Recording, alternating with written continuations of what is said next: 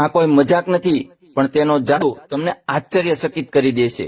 મહત્વપૂર્ણ સમાચાર શેર કરો અને બધાને મોકલો। યાદ રાખો કે ભારતમાં મોટા ભાગના મૃત્યુ કોલેસ્ટ્રોલ વધવાને કારણે હાર્ટ એટેકથી થાય છે।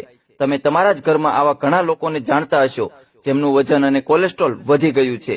અમેરિકાની ઘણી મોટી કંપનીઓ ભારતના હૃદયના દર્દીઓને અબજોની દવાઓ વેચી રહી છે, પરંતુ જો તમને કોઈ સમસ્યા હોય તો ડોક્ટર એન્જિયોપ્લાસ્ટી કરાવવાનું કહેશે।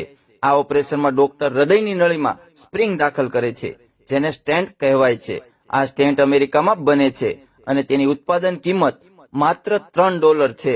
આ સ્ટેન્ટ ભારતમાં લાવીને 3 થી 5 લાખ રૂપિયામાં વેચાય છે અને તમને લૂંટવામાં આવે છે।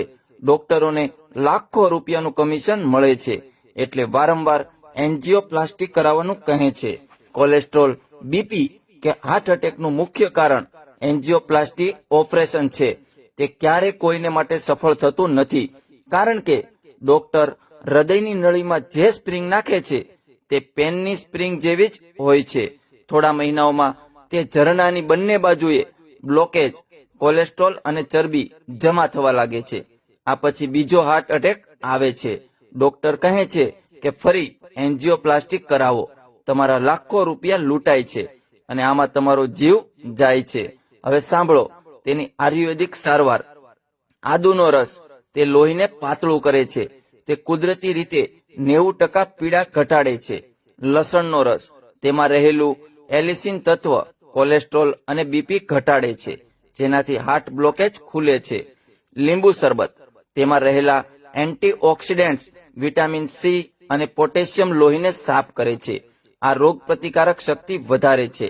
એપલ સીડર વિનેગાર તેમાં 90 પ્રકારના તત્વો હોય છે, જે શરીરના તમામ જ્ઞાનતંતુઓ ખોલે છે, પેટ સાફ કરે છે અને થાક દૂર કરે છે। આ દેશી દવાઓનો આ રીતે ઉપયોગ કરો। 1 કપ લીંબુનો રસ લો। 2 1 કપ આદુનો રસ લો। 1 કપ લસણનો રસ લો। 1 કપ એપલ સીડર વિનેગર લો। ચારેયને મિક્સ કરો અને તેને ધીમી આંચ પર ગરમ કરો। જ્યારે 3 કપ રહી જાય પછી તેને ઠંડુ કરો અને હવે તમે તેમાં 3 કપ મધ ઉમેરો। આ દવાના 3 ચમચી દરરોજ સવારે ખાલી પેટ લો।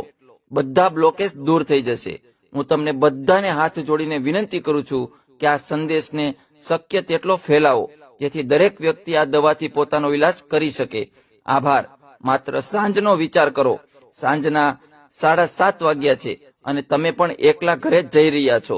આવી સ્થિતિમાં અચાનક તમારી છાતીમાં તીવ્ર દુખાવો થાય છે, જે તમારા હાથમાંથી પસાર થાય છે, જડબા સુધી પહોંચે છે। તમે તમારા ઘરની નજીકની હોસ્પિટલથી 5 માઇલ દૂર છો અને કમનસીબે તમે જાણતા નથી કે તમે ત્યાં પહોંચી શકશો કે નહીં।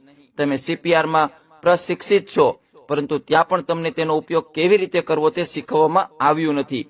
હાર્ટ એટેકથી કેવી રીતે બચવું એના માટેનો આ ઉકેલ। હૃદય રોગના હુમલા દરમિયાન મોટા ભાગના લોકો એકલા હોવાથી તેમને કોઈ મદદ વિના શ્વાસ લેવામાં તકલીફ થાય છે। તેઓ બેહોશ થવા લાગે છે અને તેમની પાસે માત્ર 10 સેકન્ડ છે।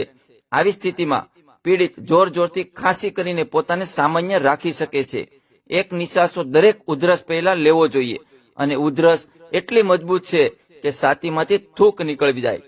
મદદ ન આવે ત્યાં સુધી પ્રક્રિયા 2 સેકન્ડ માટે પુનરાવર્તન કરતા રહેવું જોઈએ, જેથી ધબકારા સામાન્ય થઈ જાય। ચાલો તે કરીએ। ફેફસામાં જોરથી શ્વાસ ઓક્સિજન ઉત્પન્ન કરે છે અને જોરથી ઉધરસનું કારણ જેમાંથી હૃદય સંકોચાય છે। નિયમિત રક્ત પરિભ્રમણ ચાલે છે। કૃપા કરીને આ સંદેશ શક્ય હોય ત્યાં સુધી દરેકને ફેલાવો। હાર્ટના ડોક્ટરે તો ત્યાં સુધી કહ્યું કે જો દરેક વ્યક્તિ આ મેસેજ 10 લોકોને મોકલે તો એક જીવ બચાવી શકાય। તમને સૌથી વધુ વિનંતી કરવામાં આવે છે, મજાકના ફોટા મોકલવાને બદલે આ સંદેશ દરેકને મોકલો જીવ બચાવવા માટે। એક મિત્રે મને મોકલ્યો છે, હવે તમારો વારો છે। જાહેર હિતમાં પ્રસારણ। આ કોઈ મજાક નથી, પરંતુ તેનો જાદુ તમને આશ્ચર્યચકિત કરી દેશે।